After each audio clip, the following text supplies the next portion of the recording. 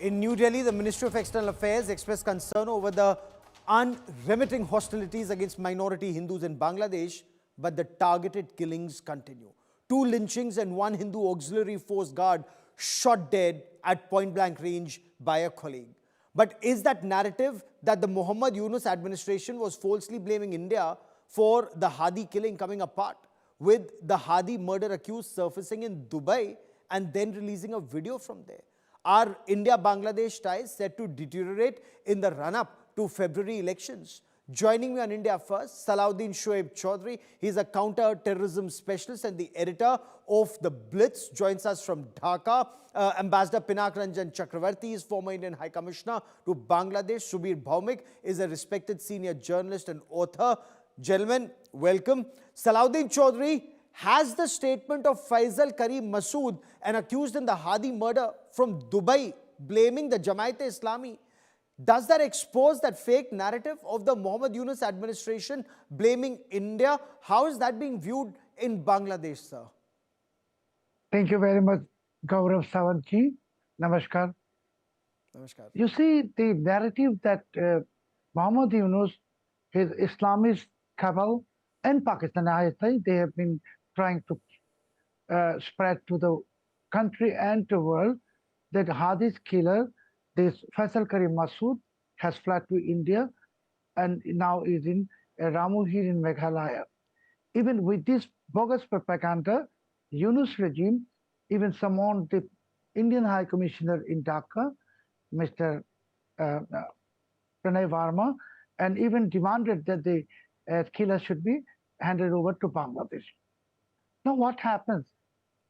This Faisal Karim Masood has issued 2 video statements within the gap of just 10 hours from Dubai, and he has not only accused Jamaat-e-Islami, he has also in the second video has accused Yunus.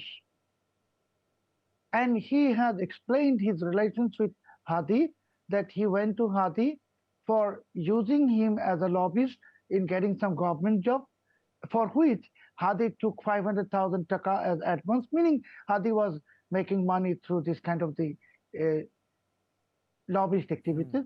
That's not a problem. Now, even the very theory of accusing this Masood as the killer, Yunus regime said the killer was wearing mask.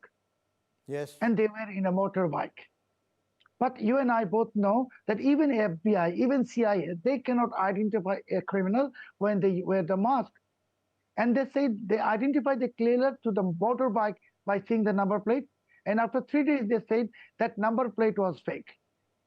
So where from this theory is coming up that the motorbike, even using a fake number, the killers wearing masks, and they are accusing India. And as you know, Sawanti, that one second, even Pakistan, I say, began propaganda on the social media, stating that the Indian law is behind Hadi's murder. So now at least this falsehood has been partially debunked by Masood, and I wish and I hope. This is lies at the level of the state, Ambassador Chakravarti. The fact that the police made some toll claims, the administration made claims that they were seen crossing the border. Now it emerges that the accused took a flight from Bangladesh. And this is the second statement after the comment of Hadi's brother that blames the Jamaat and the administration.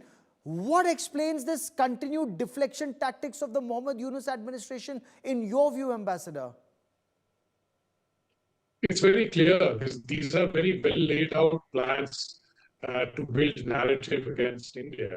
Don't forget that the Yunus government was put in place by the agitation, which was basically spearheaded by the Jamaat-e-Islami. And the Jamaat-e-Islami was being supported by Pakistan's ISI. And so I think once they came to power, the Pakistan's ISI's plan unfolded, which means that build up enough, kind of narrative, social media, wherever, that, and make Bangladesh more and more anti-India. One doesn't have to explain Pakistan's objectives, which are always, it's India-centered, how to hurt India, how to incite violence against India, how to send terrorists into India, they wanted to use Bangladesh earlier too, and they have used it. And now they thought it's a good opportunity to turn the tide again and make Bangladesh receptive to anti-Indian moves and anti-Indian conspiracies. So I think this was a well laid out plan to do all this. But all sometimes even well laid out plans, unravel because there was no evidence. You can say what you like, unless there is evidence, nobody's going to believe you.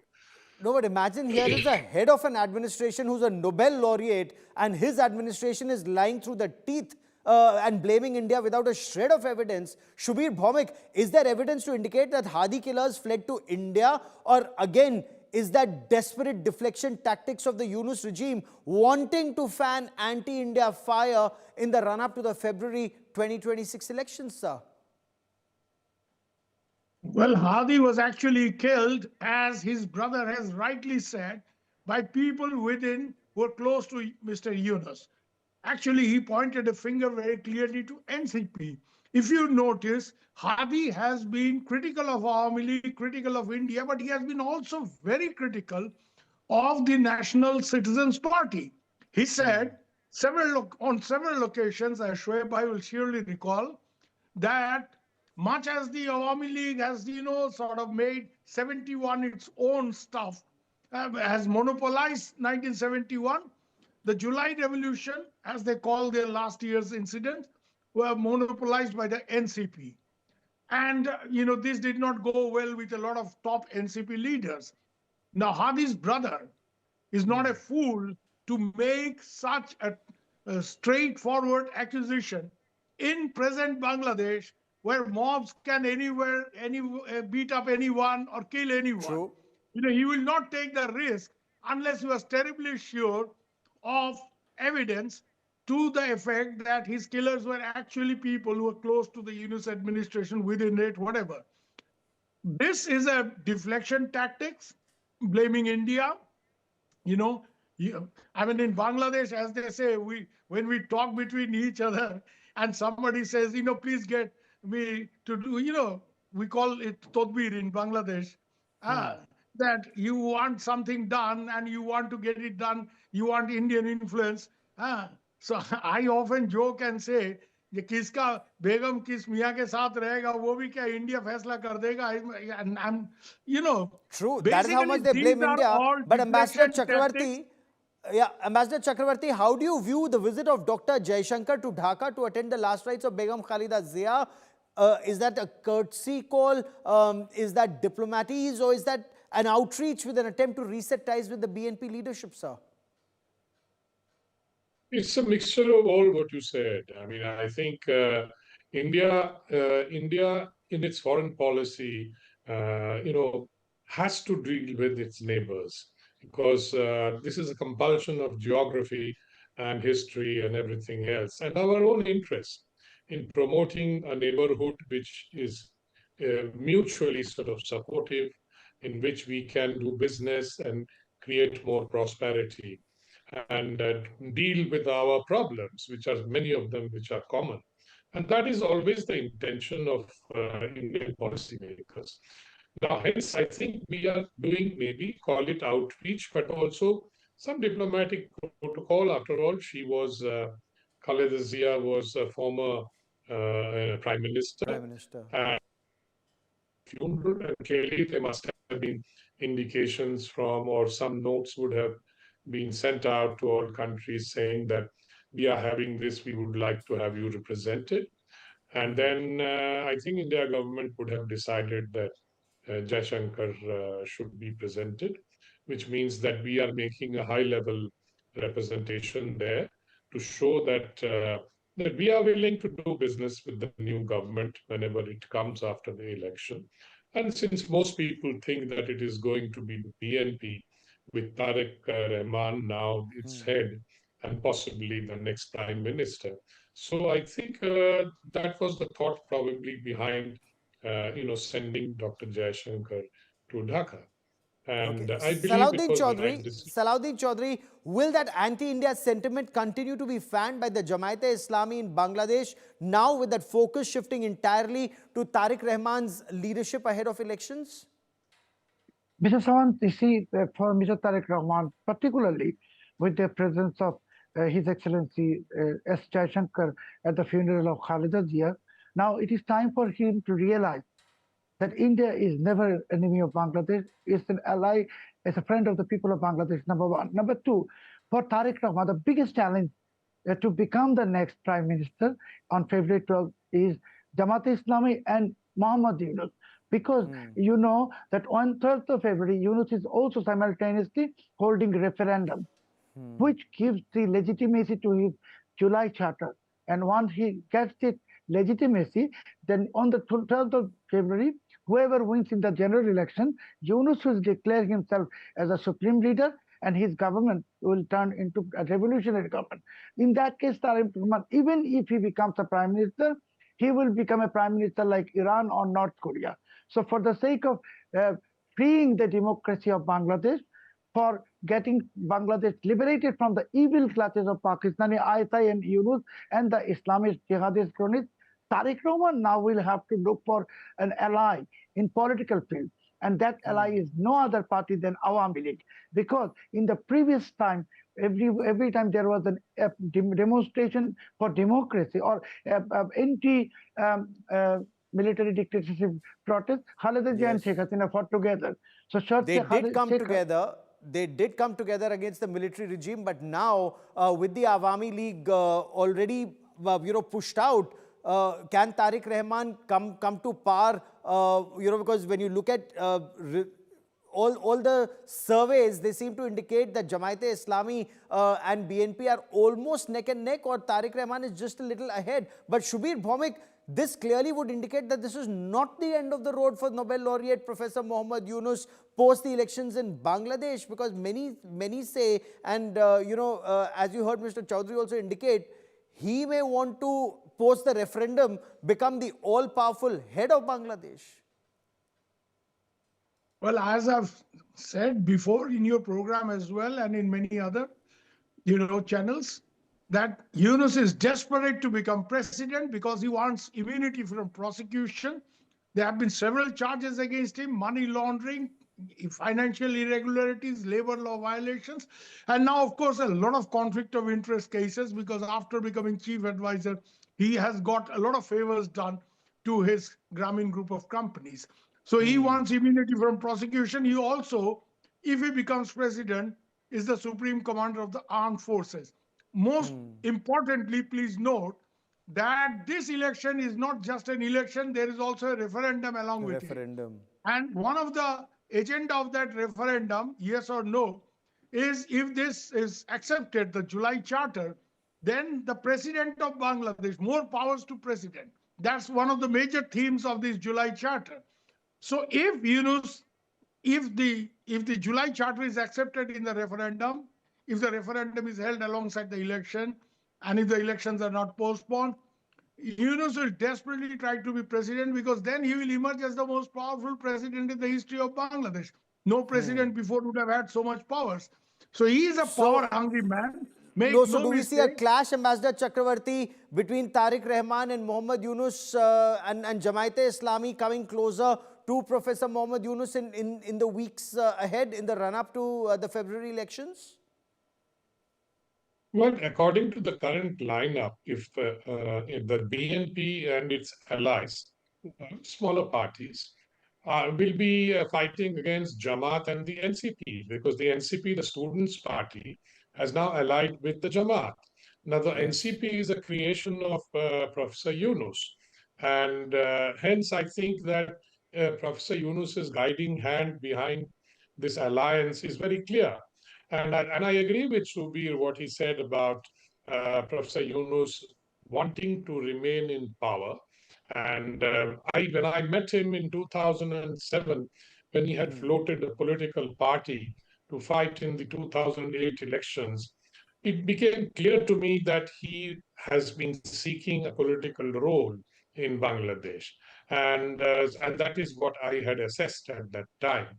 And now it is proven to be right because he, I think, wants to stay on. And as Subir said, if the referendum goes through, then the president becomes, it gets much additional powers. And they will restrict the prime ministership to 2 terms. There are a lot of things like that in the so-called referendum. Now, that would, of course, require a constitutional amendment because the current Correct. constitution, which is lying suspended, does not allow all these things to happen.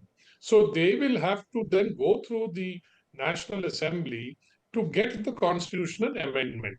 Now, whether that would be possible or they will say, no, the referendum is good enough and the constitution stands amended, I do not know what the legality of that will be. But I do believe that there will be legal issues, and I think people will challenge it. It will go to Okay. court, but then the courts have been packed with his nominees. So how the courts will Exactly. That's decide point is one. also And then quite clear. this rise of radical Islamists, the last 2 minutes I have on this part of the show, Salauddin Choudhury, the targeting of Hindus, it continues. Is it a part of a wider plot? There have been 3 instances from Deepu Das to Amrit Mandal. Both of them were lynched, and now Bijendra Biswas shot dead in Mehman Singh. Bangladesh government denies targeted killing of Hindus and other minorities. But what's your reading, sir? Mr. Sawant, since the last year, the coup, Pakistan and ISI in Pakistan has gotten access to Bangladesh. And they are planning to turn Bangladesh into an East Pakistan. So they want a Hindu-free East Pakistan. And from the Osman Hadi's murder, you have seen that immediately after the murder, there were attack on media houses, and then the murder of our Dipu Chandra Das and Amrit Talukdar and others. So it is the complete plot of the Pakistani ISI to not only spread the reign of anarchy through the whole country, but target Hindus and religious minorities and turn Bangladesh into even a worse place than Pakistan. That is what they want. And I would like to firmly say that Yunus is the top facilitator of Pakistan's agenda. He is the implementer of Pakistani's blueprint. And together they are doing that with your kind permission. Just one more point I would like to add here. Please. That Islamists, Jamaat-e-Islami and others all will try to keep Tariq Rahman aloof from Awami League because they don't want our Tariq Rahman get an ally in for the future movement or even now any movement against Yunus because they are afraid of unity between PNP and Awami League, which will cause a disaster for Yunus or any autocratic entity in this country. So for my country now, the atrocities and genocide on Hindus and others, this is all blueprint of Pakistani ISI, as I said. But sir, is it concluding. even possible, the last 30 seconds that I have, Mr. Choudhury, is it even possible for Awami League and BNP to come together with the kind of checks that have been put on the Awami League and their inability to contest? Even for Awami League, it's a question of existence. And for PNP also, it's a question of existence because both parties will be ultimately decimated by the Pakistani ISI and US deep state. And that is their -2 formula, which they tried to implement in 2007, failed. This time they are trying again. So Tariq Rahman should remember that with or without Khaleda Zia, PNP is very much in the list of -2. And if they want to avert the -2, so BNP will have to join hands with Awami League. And I think... will that happen? That remains to be seen. But we'll be tracking that story very closely. Mr. Choudhury, Mr. Bhaumik and Ambassador Chakravarti for joining me here on this India First special broadcast. Many thanks. Now, as we say goodbye to 2025, the world comes together to welcome a brand new 2026. Dazzling fireworks to joyous street celebrations, to a quiet prayer and loud cheers. Cities across the globe are lighting up with hope and happiness. So as the clock resets, so do dreams, so do ambitions and aspirations. A moment to reflect on the year gone by and look ahead with renewed optimism. Here's wishing all our viewers at India Today a very, very happy, prosperous, healthy 2026. May it bring peace, progress, good health and prosperity for you and your loved ones. Jai Hind.